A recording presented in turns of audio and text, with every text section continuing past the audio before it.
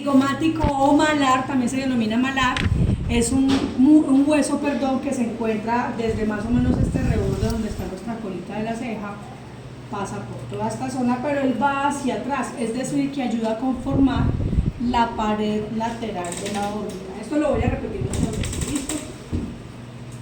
Tenemos el esfenoides, que lo vamos a encontrar hacia el vértice de la órbita, es decir, el culito de la órbita, la parte más posterior de la órbita, y es importantísimo para nosotros porque ahí en el esfenoides tenemos estructuras, agujeros, hendiduras por donde ingresan vasos, por donde sale el nervio óptico y que se relacionan con los músculos extraoculares. Luego tenemos el piso de la órbita, que va a estar conformado por el maxilar superior, es decir, miren, el maxilar es el verbo, va reborde orbitario, solo el reborde orbitario, miren que hacia atrás no, solamente es este rebordecito aquí, reborde orbitario, reborde inferior orbitario y piso de la órbita hacia atrás. Es también muy resistente y justo debajo de este piso, que es el maxilar superior, se van a encontrar una de las fosas nasales, que son las fosas maxilares. Para quienes sufren de sinusitis, por ejemplo, una de las cosas que les pasa es dolor en estas zonas, como en el reborde orbitario, es porque alrededor tenemos fosas, ¿sí? Y esas fosas, cuando están con gripa y todo lo demás, se llenan de moco, ese moco se infecta y duele.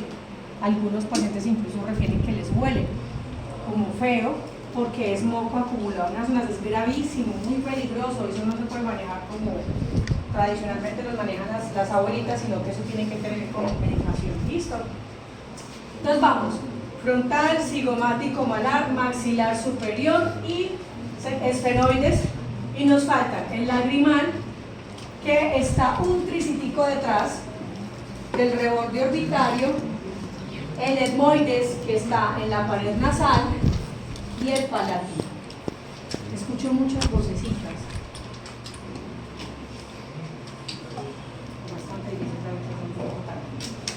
Listo, chicos. Vamos a partir esa órbita en porciones para entender un poquito mejor todo. Entonces, si me quitaran esta pared temporal de la órbita y ustedes solo vieran la porción nasal de mi órbita, encontrarían que tenemos, ¿cuál es este hueso? Maxilar superior, miren su extensión, reborde nasal, solo el reborde nasal, solo esta partecita, ¿sí? Reborde orbitario inferior y piso de la órbita, es decir que es un hueso muy grande y cubre un área muy grande de la órbita, ¿sí? Este que tenemos aquí es el lagrimal. Miren que este lagrimal acá lo grafican como si tuviera una invaginación y está incluso invaginado a la par con el reborde orbitario que hace parte del maxilar superior. Eso ahí es un huequito, es un vacío, es una cavidad, si ustedes la pueden sentir. Si yo toco en esta posición, yo la siento. ¿Qué hay ahí? El saco lagrimal. ¿Qué es el saco lagrimal? Es una bolsa que recibe toda su lágrima. Y adivinen qué, todos sus mocos son lágrima, ¿sí? Es decir que la lágrima no solo lubrica el ojo, lubrica también sus paredes nasales, ¿sí? Gracias a que la bolsa lagrimal o ese saco lagrimal que se encuentra aquí recibe toda nuestra lágrima, se aloja allí y luego se vacía por el meato nasal. ¿Listo? ¿Esto qué significa, muchachos? No sé si algunos o quienes han tenido hijitos han notado que a algunos bebés se les encharca como la lágrima, ¿no? Que lloran y la lágrima no se desaparece fácilmente, sino que se queda como la lágrima alojada, como en el globo ocular, se ve abundante.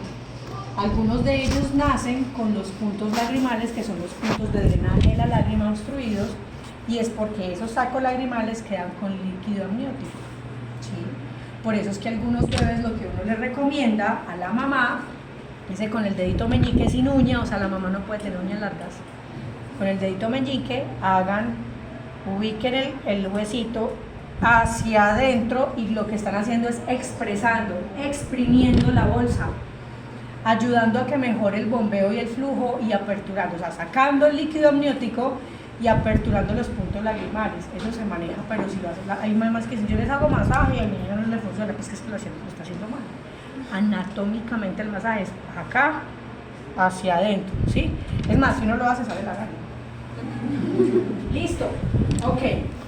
Pared nasal entonces, o sea, la parte de la nariz hacia atrás tenemos entonces el hueso lagrimal, que ya vimos que tiene una fosita que alberga el saco lagrimal, y esta lámina que se conoce como la lámina papirácea, que es el hueso.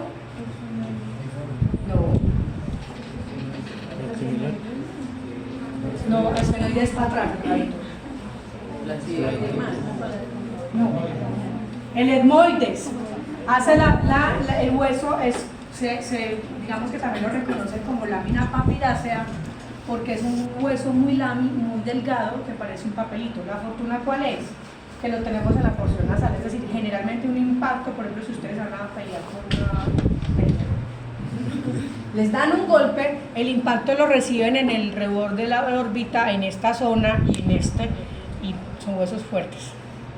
¿Sí? Un impacto que, por ejemplo, le den acá en esta zona, o algunos que dan puños de esta posición, sí puede generar una fractura complicada, porque de aquí hacia atrás tienen huesos muy frágiles.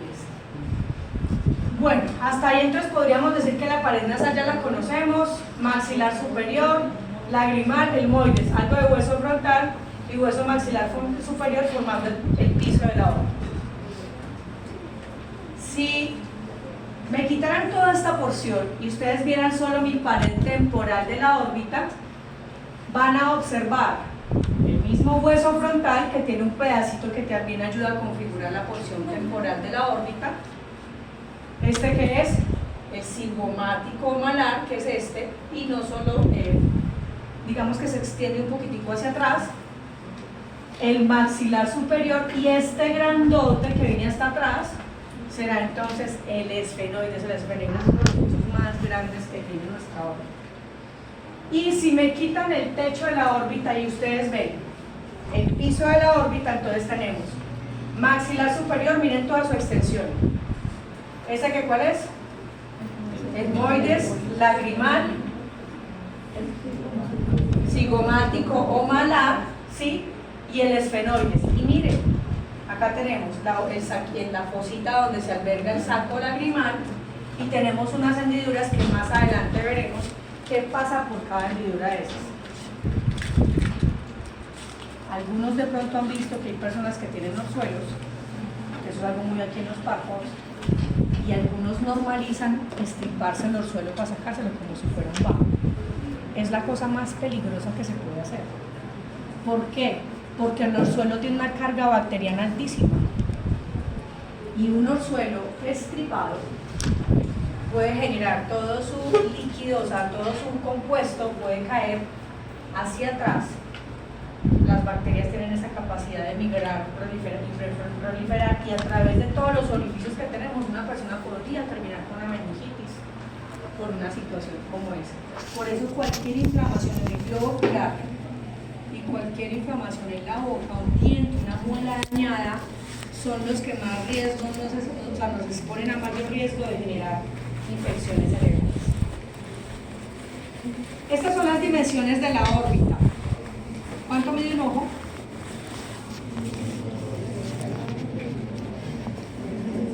¿24 qué?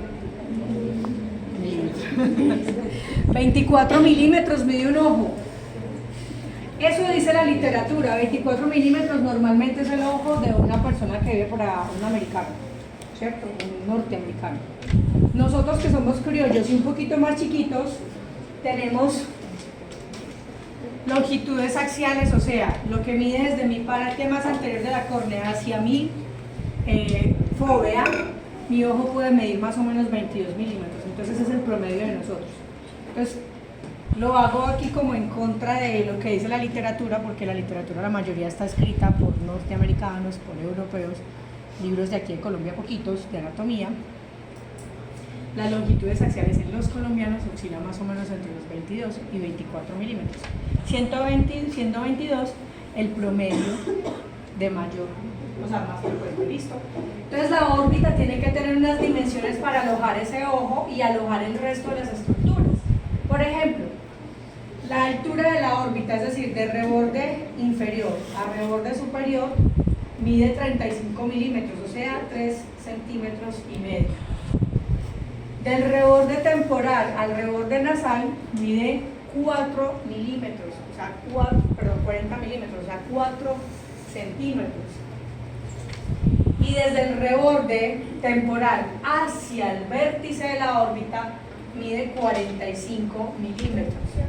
Es decir, que el restante, que si sabemos que el ojo mide 22 milímetros, el restante tiene entonces, por supuesto, grasa, músculos y otros tejidos.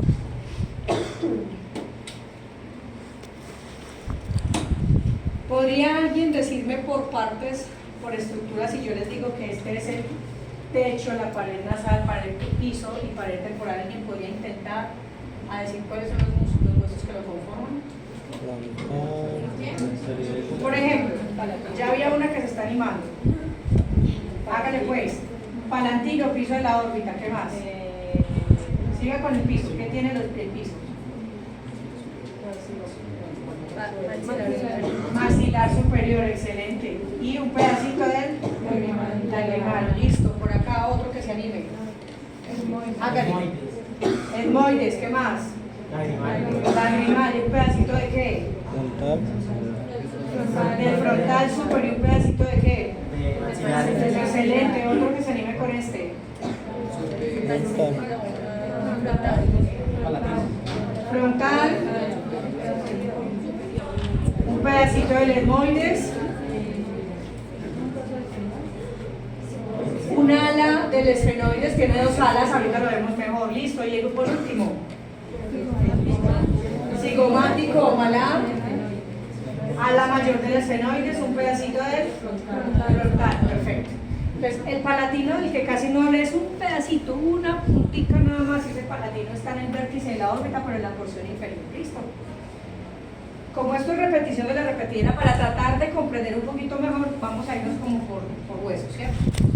Entonces, el frontal, miren que es un hueso que sí conforma el techo de la órbita, pero realmente es mucho más extenso. ¿Sí? Algunos lo tenemos más extenso que otros. ¿Sí? Este hueso también va a generar una cavidad que permite que se albergue en el cerebro, ¿cierto? Es un hueso que tiene que ser muy resistente, muy fuerte, muy fino. Es prominente en esta porción.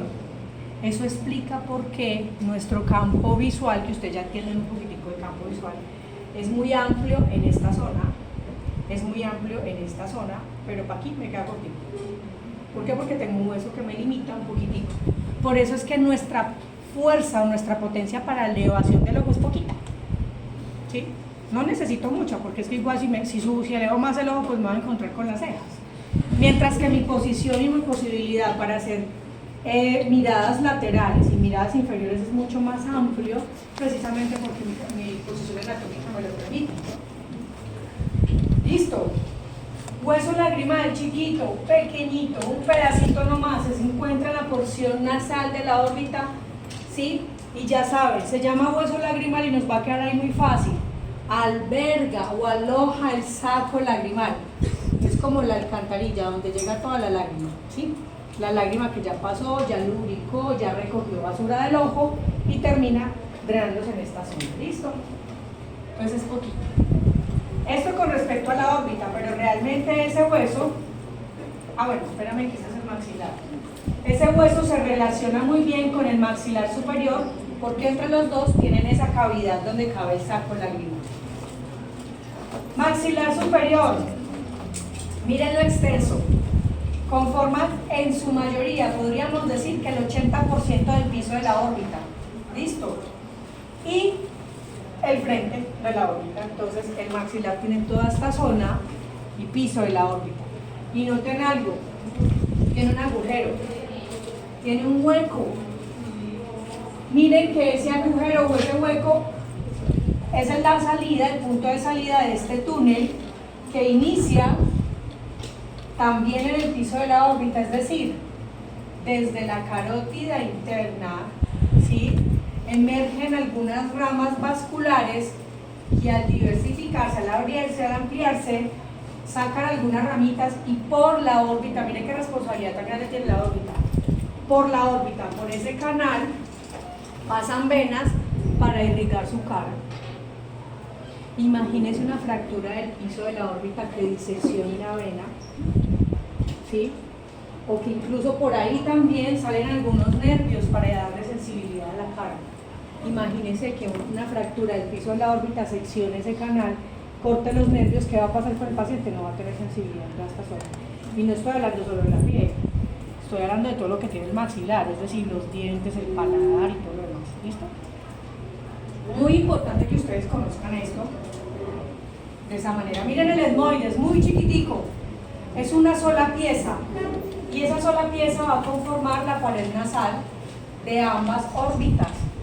Es una porción muy frágil y ya les dije que esa porción frágil conforma entonces una estructura que conocen en los libros que se llama lámina papilácea, como si fuese papel, ¿sí? Los noto un tricitín distraídos, ¿están bien? Profe, esa huequita que usted dice que está ¿Lo quiere el nombre ya? ese Agujero infraorbitario. ok, pero ese pasa por dentro, o sea, no es como que pase por dentro de... Mire que es un canal, mira, como por acá, Sí, se va así. se va por un canal, obviamente el maxilar tiene como su techito del canal y sale en esta zona. Pero es una lámina apenas, es decir, el canal está posicionado en el maxilar superior. ¿Listo? Cigomático malar, les decía entonces, hace parte del reborde temporal de la órbita, pero tiene una extensión hacia atrás, que se va a relacionar mucho con el maxilar inferior. Es decir, que es una zona de anclaje con el maxilar inferior. También tiene huequitos, tiene agujeros. Ahorita los vemos y esos agujeros van a permitir que vasos y nervios que pasan o salen por la órbita lleguen a la cara. Entonces, les puede ocurrir con bastante frecuencia. Paciente que sufrió un accidente de tránsito. En la moto se le salió el casco, porque es de esos necios que se ponen el casco como aquí, de aquí para arriba, y dejan el resto de la cara expuesta. El pendejo se cayó, casco voló y se fue sobre todo el asfalto. Listo, fractura del piso de la órbita, y entonces llega con una cicatriz a su consulta y le dice que no siente esto, no siente ninguna zona de esta parte, y que tuvo una fractura y que tuvieron que reconstruirle con una malla el piso de la órbita, porque hasta incluso tuvo un extraviso. El paciente le va a referir a usted que no tiene sensibilidad en esta zona, pues usted ya va a entender qué huesos fueron los comprometidos, ¿sí? Porque vas a ver que el hueso responsable o el que permite la salida de los nervios de esta porción será el agujero infraorbitario que se encuentra en el maxilar superior, ¿sí? Y estos agujeros que se encuentran acá, que se llaman agujero cigomático temporal y cigomático facial, ¿sí? Permiten también salida de vasos y nervios que dan sensibilidad e irrigan esa zona de la cara, ¿sí? Entonces, conocerlo les da el poder para poder comprender por qué el paciente tiene sensibilidad, ha perdido la sensibilidad, ¿cierto? Este es el esfenoides, es una pieza gigantota. Mires desde dónde va hasta dónde va, es decir, ayuda a conformar parte de las paredes temporales de la órbita, pero también conforma el vértice de la órbita, ¿listo?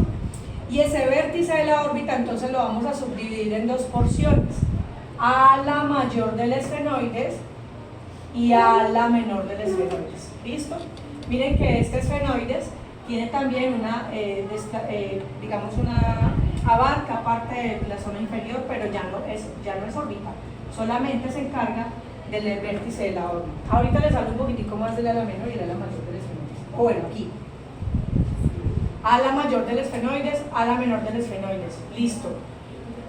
Entre esas dos estructuras tenemos huecos y hendiduras. Tenemos una hendidura muy amplia, muy larga, que está entre el ala menor y el ala mayor del esfenoides. Por ahí van a ingresar vasos y nervios, como por ejemplo el cuarto par craneal, el sexto par craneal, el tercer par craneal, la vena oftálmica y el nervio frontal, el que da irrigación. Miren todo lo que pasa por ahí, por la hendidura esfenoidal, ¿sí? Importantísima porque ingresa por el vértice de la órbita. Y por esta, que es el ala menor del esfenoides, ese agujero que ustedes ven ahí se llama el agujero óptico. ¿Qué pasa por ahí?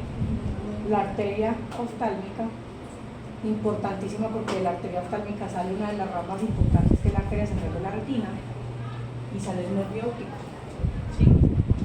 Entonces, en el vértice de la órbita las estructuras son bastante importantes. Y miren que el palatino es una pendejadita, una cosita chiquitica, una puntita que también se va a encontrar en el vértice de la órbita. ¿Listo? Tenemos varios orificios y agujeros y hendiduras en la órbita, entonces vamos a tratar de ubicarlos un poquito a grosso modo. Listo. Están ubicados la porción nasal, porción temporal, hueso frontal, maxilar superior y con este ala mayor del esfenoides, ala menor del esfenoides, cigomático malar, lagrimal y etmoides. ¿Listo? Entonces, tenemos, esto no lo toco, no lo voy a tocar. Conducto lacrimonasal. ¿Qué hay ahí entonces? Esa cavidad que les mostré ahorita, que es un espacio donde queda el saco lagrimal. ¿Listo? Ya se dieron cuenta que el saco lagrimal es el que recibe toda esa lágrima con desechos. Listo. Estamos en la parte nasal. Vemos entonces que nasalmente tenemos la fosa del oblicuo menor y la fosa troclear. Son dos puntos de anclaje. Cuando veamos músculo lo vamos a comprender mejor, pero si yo lo mirara de frente, la órbita tiene una base más o menos así. Esta es la nariz, la fosa del oblicuo menor y la fosa troclear se están allá. Les anticipo algo. ¿Sí? Viene el vértice de la órbita, el ala menor tiene un tubérculo que es una prominencia del ala menor del esfenoides.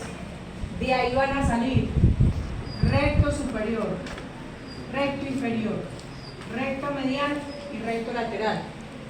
Miren todo el camino que tienen esos músculos, ¿sí? Pero además, allá en el vértice de la órbita, sobre el techo orbitario que es el hueso frontal, pero en el vértice de la órbita sale otro músculo que es el músculo elevador del párpado. Es decir, el músculo elevador del párpado también viene desde el vértice de la órbita. Él viaja por todo el techo de la órbita hasta llegar al párpado. Él se va a insertar a un tarso palpebral, ¿sí? Pero miren desde dónde viene, desde el vértice de la órbita. Luego tenemos la hendidura esfenoidal. Es una hendidura, es una banda, un orificio que está entre el ala menor del esfenoides y el ala mayor del esfenoides. Esa hendidura, ya les dije, que permitía el paso de más o menos 6 estructuras. Dentro de esas fibras de pares craneales, como el tercer par craneal, quinto par craneal, sexto par craneal, cuarto par craneal, venas, arterias, básicamente. ¿Listo? En el reborde orbitario, hueso frontal, cercana a la colita de la ceja, tenemos la fosa lagrimal, que se aloja allí la glándula lagrimal principal. Anatómicamente está perfectamente posicionada. ¿Por qué? Porque su drenaje de lágrima hace que la lágrima por gravedad caiga, pero además de eso cubre todo el globo ocular o la parte más anterior del ojo y finalmente se drena llegando al saco lagrimal. Por eso su posición es perfecta, porque lo que hace es abarcar toda esta zona y finalizar el drenaje aquí. ¿Listo? Agujero redondo mayor, es el agujerito que vimos ahorita en el piso de la órbita.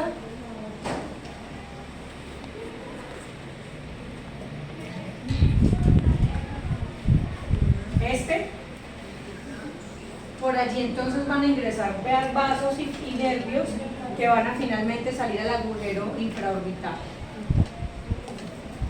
Y hendidura esfenomaxilar o hendidura orbitaria inferior se llama esfenomaxilar porque está entre el ala mayor del esfenoides y el maxilar superior y también permite el paso de hendidura. Esa hendidura esfenomaxilar es la que va a explicar, por ejemplo, el paso de unas fibras motoras y sensitivas del séptimo par craneal. Esas explican por qué cuando usted se toma una coca, o sea, está haciendo un calor horrible, y usted se toma una Coca-Cola con mucho hielo y está con mucha sed, y usted se la toma, lo primero que siente es un dolor de cabeza, duele todo, pero qué rico, no tenía voluntad. ¿Sí? Esa sensación de dolor de cabeza es precisamente porque en el paladar están pasando fibras sensitivas del del séptimo par craneal y motoras que hacen que usted sienta ese dolor de cabeza. Eso le llama el ganglio de Meckel. Ahorita lo vemos un poquito mejor. Entonces la órbita realmente tiene relación con muchas otras cosas, ¿sí? La órbita no solo entonces será la estructura que aloja el globo ocular, sino que es una estructura que también permite el paso de fibras y vasos que tienen relación con mi cara, con mi paladar, ¿sí? Y eso significa que cualquier lesión en la órbita puede comprometer más allá del globo ocular. Intentémoslo así. Vamos a intentar ubicarlos. ¿Listo? Pues es que para aprender por uno así, no. Listo. ¿Qué se encuentra acá? Esta hendidura que hay acá, ¿cómo se llama? Hendidura de esfeno maxilar. Si usted se sabe los huesos, le va a quedar un poquito más fácil entender los nombres. Porque si sabe que este es el esfenoide y este es el maxilar, lo que está aquí es esfenomaxilar. ¿Cierto? Listo. ¿Qué se encuentra acá en esta zona? La fosa lagrimal que hay ahí. Glándula lagrimal principal, ¿sí? Listo. Esta es una hendidura que se encuentra entre el ala mayor del esfenoides y el ala menor del esfenoides. ¿Cómo se llamaría entonces? Hendidura esfenoidal, no hay otro hueso ahí, ¿cierto? Hendidura esfenoidal. En el ala menor del esfenoides, ¿qué es esto? ¿Cómo se llama? Agujero óptico, importante, pasa nervio óptico y arteria oftálmica. Estas dos, esta que hay aquí y esta que hay aquí, ¿cómo se llaman?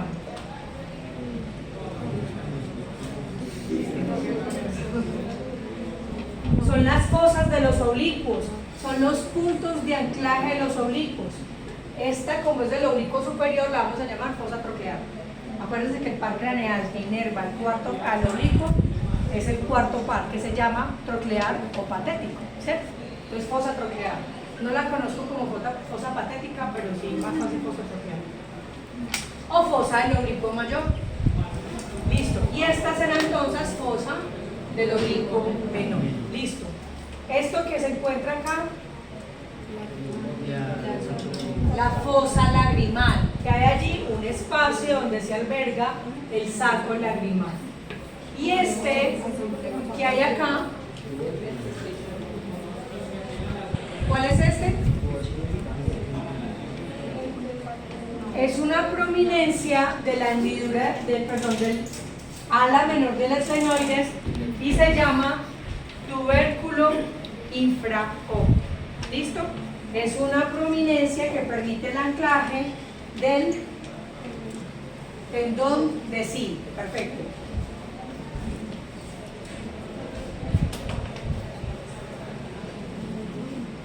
Voy a ubicarlos.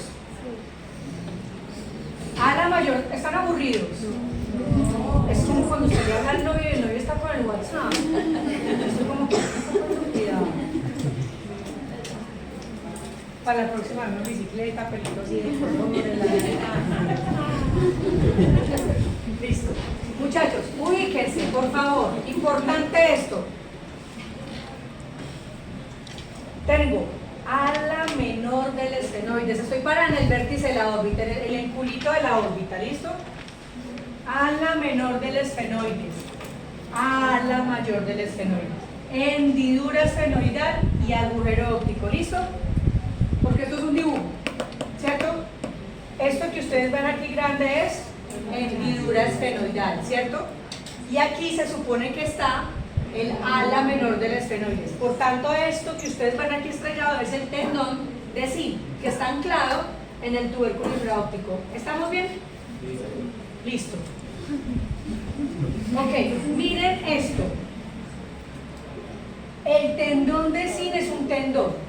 Él va a dar origen a los 4 rectos. ¿Listo? Recto superior, recto inferior, recto lateral y recto medial. ¿Listo? Ese tendón de zinc no está completo, tiene un agujero. Ese agujero se llama ojal de zinc, ¿sí? O anillo de zinc. Es como el ojal de un botón o es como un anillo, ¿sí? Ese agujero que tiene ese tendón de zinc permite que por el agujero óptico que sabíamos que estaba en el ala menor del esfenoides y por la hendidura esfenoidal que está entre el ala mayor y el ala menor del esfenoides, permite el paso de algunas estructuras. ¿Listo? Entonces, ojo, esto es el vértice de la órbita, ¿sí? Miren, ¿qué ingresa por el agujero óptico pasando por el anillo de zinc? Nervio óptico y arteria oftálmica. La arteria oftálmica es muy importante porque es la que le va a dar irrigación a todo su ojo. A los músculos extraoculares, porque de la arteria oftálmica salen unas ramas que se llaman ramas musculares, ¿sí? A la retina, al cuerpo ciliar y a la coroides, porque a la retina va la arteria central de la retina, ¿cierto? Y a la coroides, a la esclera de la conjuntiva, a las arterias ciliares, también son ramas de la oftálmica. Es decir, que la oftálmica, si ingresa por ahí, va a dar irrigación a todo. ¿Listo? Por el agujero o el tendón de zinc, coincidiendo con la hendidura esfenoidal, salen, ojo, ramas del quinto par, nervio nasociliar. Adivinen para dónde van. Desde el vértice de la órbita salen ramas del quinto par que son sensitivas a las paredes de su nariz. Eso explica por qué cuando usted se va a hacer depilación de la nariz duele horrible y le sale una lagrimita o varias lagrimitas, y es por esa relación tan fuerte que hay entre la órbita y el nervio nasociliar. ¿Listo? Mire que ingresa por el vértice de la órbita. Salen rama inferior del tercer par craneal, rama superior del tercer par craneal y el sexto par craneal. Es decir, que por la hendidura esfenoidal, coincidiendo con el anillo de zinc, salen ramas para que en la rama inferior, ¿a dónde va? Al recto inferior, no. ¿Se acuerdan de la inervación del tercer par craneal? ¿A quiénes inerva el tercer par craneal? Músculos. Recto superior, recto inferior, recto medial y oblicuo inferior. ¿Listo? Entonces, la rama inferior, ¿a dónde va a ir? Al recto inferior y al oblicuo inferior, ¿cierto? ¿Listo? La rama superior, ¿a dónde va a ir? Recto superior, y puede ser que el recto medial. ¿Listo? Ok. Sexto par craneal, ¿a dónde va a ir? Al recto lateral. Miren, muchachos, que la inervación de sus músculos extraoculares ingresa por el vértice de la órbita y viaja hasta donde están los músculos extraoculares. Un tumor en el nervio óptico puede limitar el movimiento ocular por su dimensión, porque va a estrechar más el ojo, pero además de eso porque va a bloquear los pares craneales, ¿sí? Ok. Por la misma hendidura, pero por fuera del anillo de zinc, van a salir 4 estructuras. Patético, ¿para quién? Para el oblicuo superior, patético. Frontal es una rama del quinto par craneal. Chicos, miren que esa rama del quinto par craneal sale desde el vértice de la órbita, va a salir a un agujero que tiene el hueso frontal acá y le va a dar irrigación a toda su frente. O sea, la sensibilidad que usted tiene aquí, perdón, inervación, la sensibilidad que usted tiene en esta zona, ¿desde dónde viene? Quinto par craneal, vértice de la órbita. Viaja, tin, sale por el agujero suborbitario y allá. ¿Listo? Ok. Quinto par, nervio lagrimal. Sensitivo para el sistema lagrimal y vena oftálmica, es decir, la que recoge todo el retorno venoso. Entonces por aquí ingresa la arteria, sangre oxigenada, y por aquí sale la sangre para oxigenarse, ¿cierto?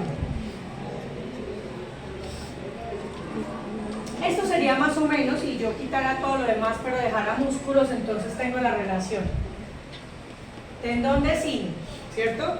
Que está sujeto al tubérculo infraóptico, ¿sí? Que salen los 4 rectos de allá. Arribita tenemos entonces el oblicuo superior con su polea. ¿Sí ven que se ancla acá? Que sería esta misma fosa del oblicuo superior. El oblicuo inferior sale desde aquí mismo y se ancla, ¿sí? Y el resto de los músculos, que luego los veremos con más detenimiento. Seguimos con más agujeros. Entonces, este es fácil. Aquí hay dos muy fáciles, un agujero grande y otro agujero grande, están en la misma posición, dirigidos hacia la nariz, están cercanos al reborde orbitario. Entonces tengo agujero infraorbitario y agujero supraorbitario, simple, por ahí simple, listo. ¿Qué ingresa por el agujero infraorbitario? Acuérdense que teníamos por el agujero redondo mayor pasaban unos vasos y arterias y nervios a la cara, a esta porción, ¿listo? Arteria y vena infraorbitaria, muy fácil, si el agujero se llama infraorbitario, pero entonces la arteria y la vena también. Listo. Nervio facial. ¿Qué hace el nervio facial? ¿Qué parece? ¿Qué número? Séptimo par. ¿Qué hace el nervio facial? No. Sensibilidad, quinto. Sí. Gesticulación. El que usted me caiga con mayor mire cómo. Todos estos movimientos de la ceja, del cierre de los párpados, el movimiento de la boca está dado por séptimo par craneal, por donde pasa. Miren por donde pasa. Entonces imagínense ese berraco que se estrelló contra el pavimento, puede quedar con los lados así. Perdió movilidad. Séptimo par craneal. ¿Listo? Ok. Y ramas del nervio maxilar. ¿El nervio maxilar cuál es? ¿De quién es? ¿De qué par craneal? Quinto. Entonces recordemos, ¿cuántas ramas tiene el quinto par craneal, el trigemino? 3. Tiene 3. Listo. Tiene rama oftálmica, rama maxilar, fácil, y rama mandibular. Esta pues no la tenemos en cuenta, no tenemos nada por la mandíbula, pero sí tenemos rama oftálmica y rama mandibular. Piensen en esto, a partir del canto externo del párpado, de aquí hacia arriba, sensibilidad, quinto par, rama oftálmica. De aquí hasta acá, sensibilidad, quinto par, rama maxilar. ¿Listo? Entonces, si esto está de aquí para abajo, ¿quién es? Rama del nervio maxilar, quinto par. ¿Listo? ¿Sí? Ok. Agujero supraorbitario. El agujero supraorbitario pues tiene vasos y ramas del nervio frontal. ¿Listo? Nervio frontal. ¿Por dónde salía el nervio frontal? ¿Se acuerdan? Lo acabo de mencionar.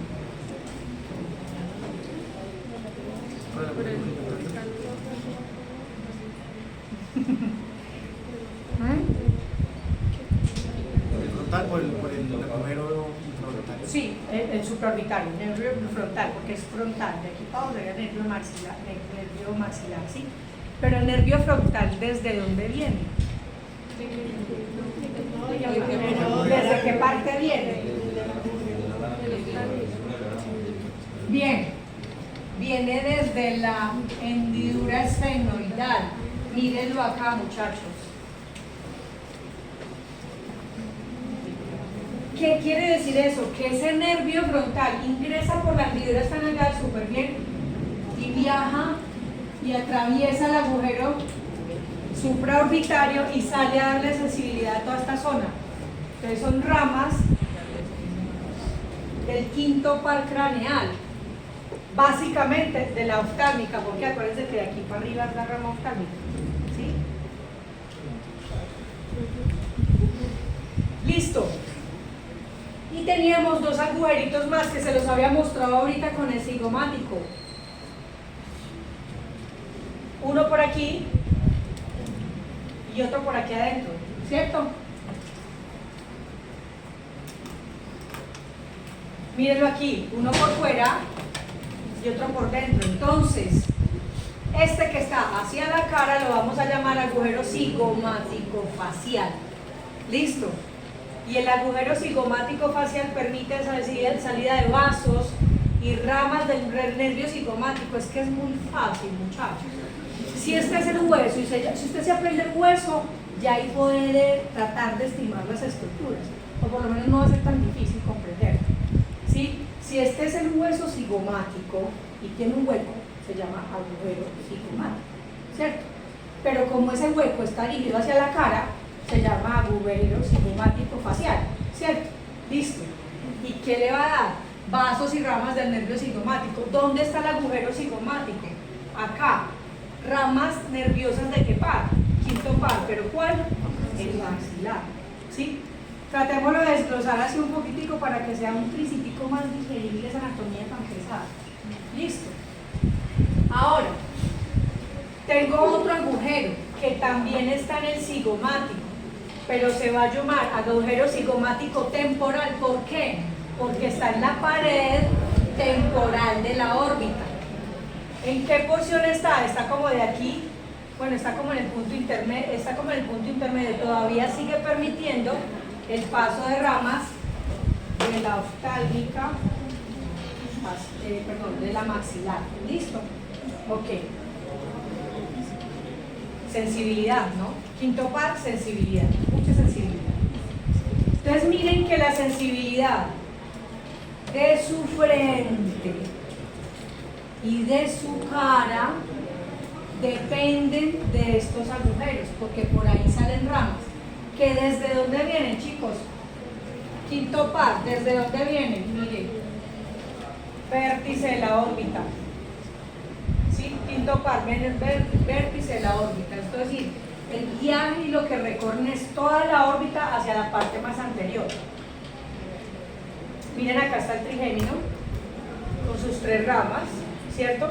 Y acá este es el séptimo par con sus ramas motoras hacia la cara. Trigémino, rama oftálmica, rama maxilar, miren el canto externo hasta el maxilar superior y la rama mandibular. ¿Listo? Eso es para que se relacionen un poquito mejor. Miren que de esta rama oftálmica la alcanzan a reconocer, ¿no? El quinto par, el trigémino. Rama oftálmica, rama maxilar y rama mandibular, ¿cierto? Miren que la rama maxilar ingresa a la órbita, viaja por toda la órbita y sale a dar sensibilidad en estas zonas. Igual acá, miren la rama oftálmica, la rama maxilar. Entra por el agujero redondo mayor, baja por la órbita y sale por el agujero infraorbitario sensitivo. Y este, que es el séptimo par craneal, se abre frontal para los movimientos de la cara, frontal para elevación de las cejas, hacia acá para el bombeo de la lágrima, porque el séptimo par craneal genera estímulo motor para la glándula lagrimal principal, para el cierre de los párpados y estas ramitas inferiores para el orbicular, para el movimiento de la boca. ¿Listo? Séptimo par craneal no es solo motor, también es sensitivo. O sea que hay unas ramitas de allí que van hacia el paladar, que son sensitivas y son las que explican el dolor de cabeza que les estaba contando. Ahí se ve un poquito mejor, ¿no? El trigémino con unas fibras que miren por dónde ingresan y por dónde salen. Salen por el agujero intraorbitario. Aquí no aparece la figura de lo que sale por el agujero supraorbitario. Y algunas ramas del séptimo par craneal. Miren que hay unas ramitas que ven desde el vértice de la órbita, ingresan por dónde? Al agujero cigomático temporal. Van fibras sensitivas a la cara. Y este es el séptimo par craneal, ¿sí? Facial. Tenemos todos, miren que está la oreja del paciente, de la persona. En esta zona acá, si usted se toca, uno siente algo de dolor. Allí está un ganglio que es como el ganglio accesorio del séptimo par craneal, que se llama el ganglio pterigopalatino. Tengo muchas ganas de comerme un mango con sal y limón. ¿Qué les pasa a todos en este momento? Y se siente como una cosita desde acá. Eso es estimulación sensitiva. Y bueno, usted tiene tantas ganas y va y se come el mango, hasta se le paran los pelos.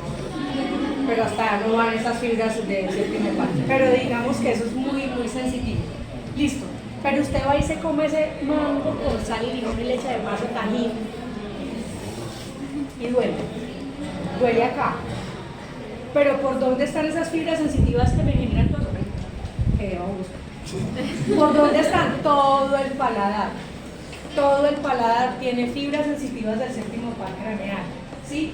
Y están muy relacionadas con las glándulas salivales. Por eso es solo decirles que un manguito con sal y limón y tajín, ya todos babearon acá. Y literal, liberaron saliva. Esas mismas fibras sensitivas del séptimo par craneal, adivinen por dónde pasan. También por el piso de la órbita y van al paladar. Entonces, ese es el que explica también el dolor de cabeza con el frío de la Coca-Cola bien helada. Miren acá. Trigémino, oftálmica, maxilar. Y miren cómo viaja por la órbita.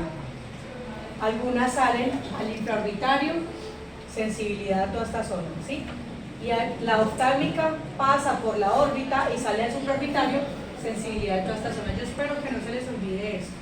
Lo tienen que estudiar, sí, pero espero que al menos se acuerden aquí de las payasadas mías para poder que no me les olvide cada minucia de esto.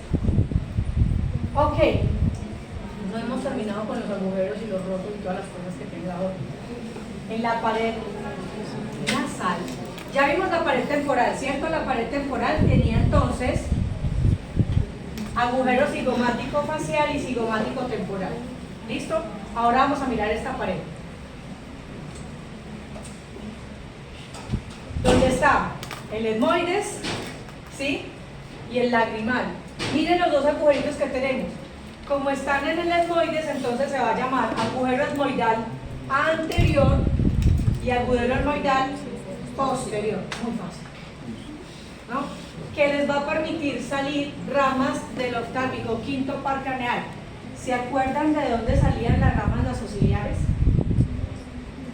Que eran el quinto par craneal, vértice de la órbita coincidiendo con el anillo de zinc en fibras fenitales. Se los muestro otra vez.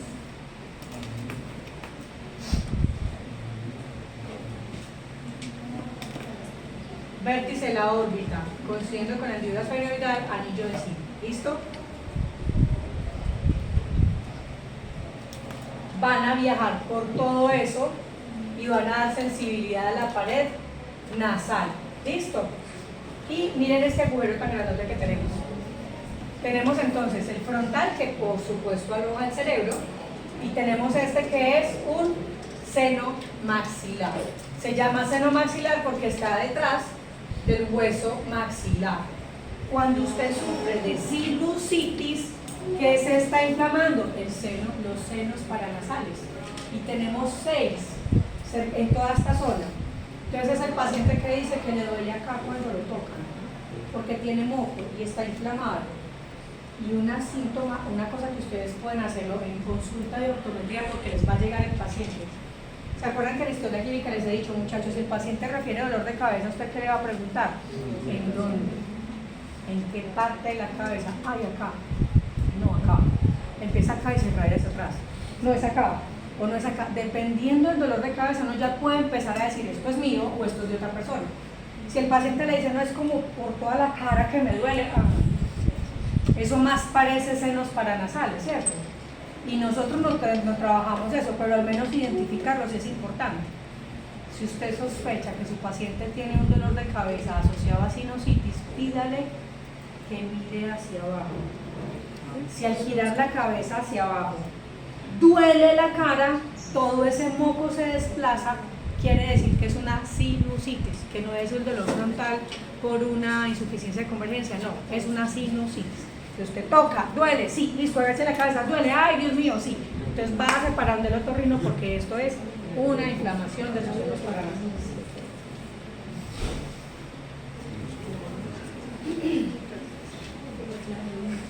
¿Se quieren tomar un descansito? Sí. Ay, venga, no, espere, tengo una clase, una cita ahorita. No.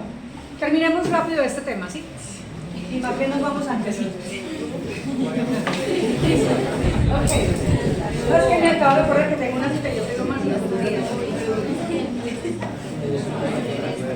Chicos, hendidura senomaxilar, ¿dónde está? Entre el ala mayor del esfenoides y el maxilar. Listo. Miren lo que ingresa por ahí, el ganglio de Meckel. ¿Cuál es? Fibras del ganglio pterigopalatino, o sea, accesorio del séptimo par. Este aquí duele. Séptimo par, inervación de la mucosa nasal, senos paranasales, glándula lagrimal principal, mucosa palatina, faríngea y labial. ¡Qué responsabilidad! ¡Qué responsabilidad toda la que tiene la órbita! Por la hendidura senoidal, toda la sensibilidad suya de esta zona pasa por ahí. Por la hendidura senoidal. ¿Sí? Cuando les aplican una gotica, se siente el sabor a la gota, ¿cierto? Tiene que ver por el drenaje de la glándula. Si me aplican una gota, todo eso se va al saco nasal y cae en el meato nasal. Pero finalmente estimula sensibilidad del séptimo par craneal. Y vena oftálmica inferior, que también va a recoger retorno venoso de la órbita. ¿Listo? Agujero redondo mayor, es el que inicia el túnel. ¿Se acuerdan? El túnel que permite el paso de todo esto hasta acá. El agujero redondo mayor que se encuentra en el vértice de la órbita, piso de la órbita, nervio maxilar superior, fibras del quinto par craneal, ojo, nasofaringe, maxilar, cavidad nasal, dientes, pero de esta porción, ¿listo? Piel del párpado inferior, mejilla, estoy hablando de todo esto, ¿sí? Labio superior y zona lateral de la nariz, es decir, por el agujero redondo mayor sale toda la sensibilidad de esta porción de su cara, ¿listo? Y la arteria facial que se origina en la arteria carótida externa, es decir, que pasa por acá y irriga en esta zona, ¿listo?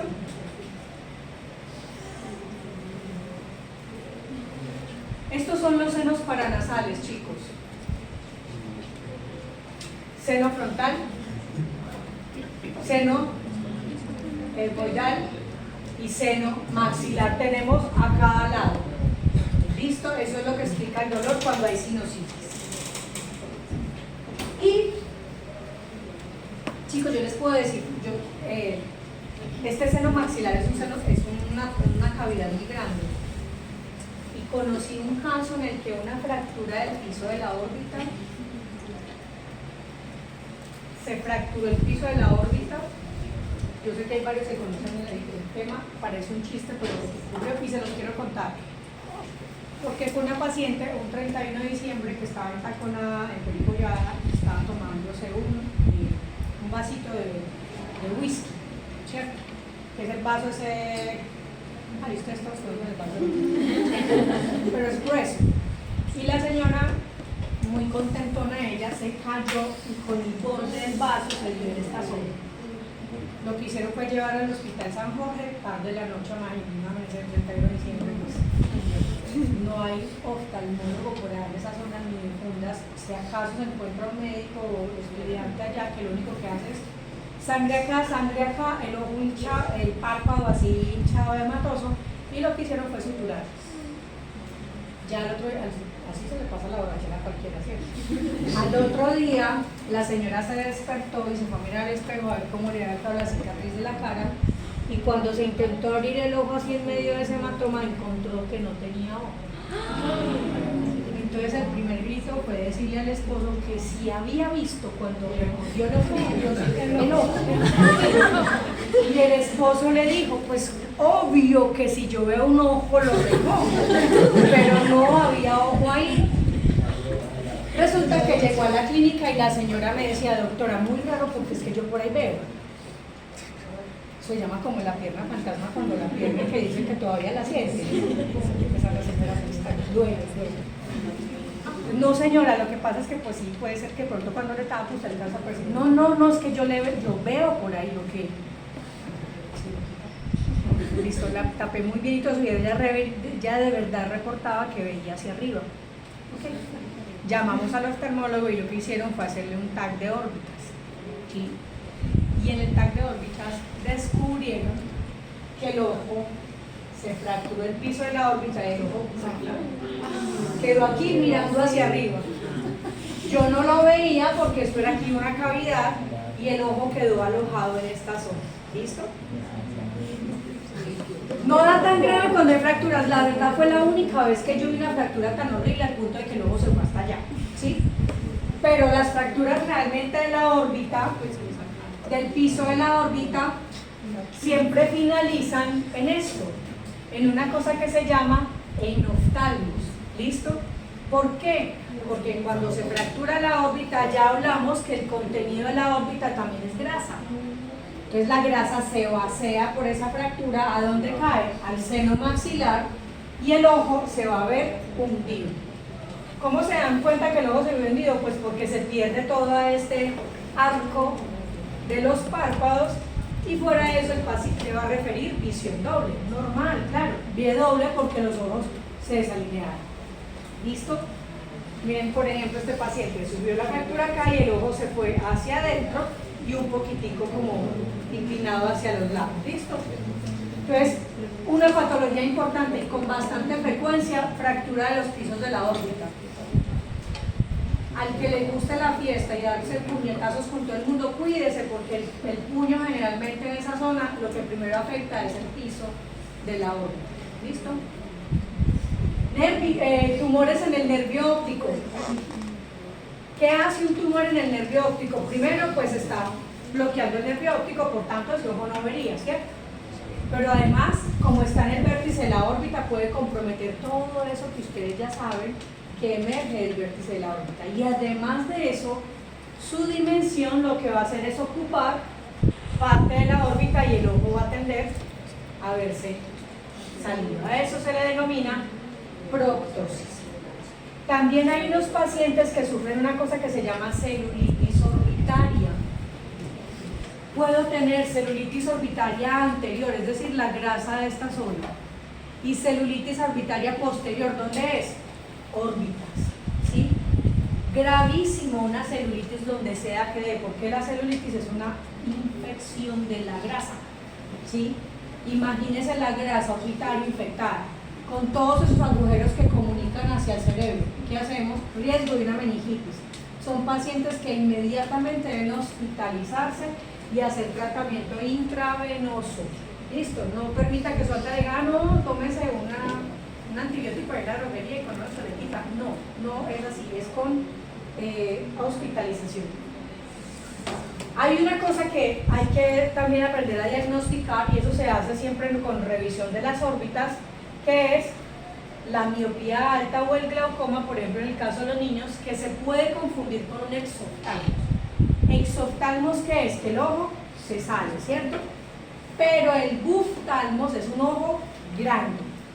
Si yo veo a mi paciente y le veo un ojo como salido y como grande, yo no sabría a simple vista si es un ojo grande en tamaño o un ojo que se está saliendo, ¿sí? Si el ojo, y eso genera muchas posibilidades diagnósticas, ¿cierto? Por ejemplo, este niño tiene realmente un ojo más grande que el otro, por eso se le ve más salido, y eso es típico o en el glaucoma infantil o en las miopías muy altas, que la longitud axial es mucho mayor. Sin embargo, la proptosis, que es otro que nos puede hacer confundir, puede decirnos que de pronto hay algo en órbita que está empujando el ojo y habría que revisar, que la mayoría de veces tiene que ver con tumores del nervio óptico. Esta es otra condición que van a ver muy frecuentemente en sus consultas. y es la oftalmopatía tiroidea, que es la enfermedad de Graves. ¿Qué tiene este paciente? Unos ojos saltones, su tamaño es normal, pero los párpados se retraen. ¿Por qué se retraen, muchachos? En el paciente con enfermedad tiroidea lo que ocurre es aumento de la densidad de los músculos extraoculares. Es decir, el músculo ya no es plano, sino que se vuelve robusto, ¿sí? Y eso hace que por aumentar su densidad empuja los ojos hacia afuera. Nosotros necesitamos los párpados funcionales, ahí los párpados se retraen, es decir, se contraen como hacia adentro, también tiene mucho que ver con el músculo elevador del párpado y los retractores, y estos pacientes van a sufrir ojo seco por exposición, es decir, no alcanzan a hacer cierre completo del párpado para lograr lubricación. Así que esto les va a llegar con bastante frecuencia. La recomendación de estos pacientes es muy buena lubricación, obviamente el tratamiento de la enfermedad tiroidea, pero además de eso, mientras hay regresión de esta situación, recomendarle al paciente que en la noche se pegue los ojos con cintas. Hay unas cintas especiales perforadas para que no tenga el ojo expuesto y no se dañe su córnea. La córnea depende de la lubricación.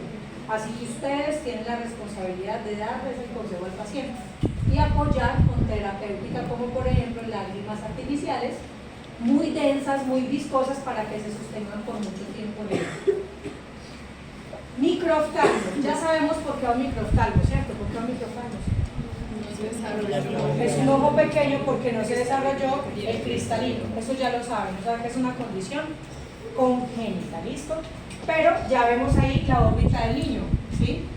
El ojo derecho que tiene microoftalmo, a ver, ¿ven la catarata? O sea, también hay un cristalino como amorfo, un cristalino que falló su crecimiento y por tanto tampoco hubo estimulación del crecimiento cristal. Es decir, que esa órbita es muy diferente a la órbita contralateral. Y esta es la disostosis mandibular, es decir, hubo un problema en el desarrollo de la mandíbula, ¿sí? Que genera esa apariencia como de 8 de las órbitas, es decir, no se desarrolla bien el piso de la órbita y la pared temporal de la órbita. ¿Listo? Y esto es pues como la explicación gráfica de una fractura del piso de la órbita, que también lo van a encontrar bastante frecuente en sus pacientes. Donde sea que ustedes se vayan a desempeñar, fijo, alguna vez en la vida les va a tocar cualquiera de esas situaciones porque son bastante frecuentes. ¿Listo? Eso es todo. Les recomiendo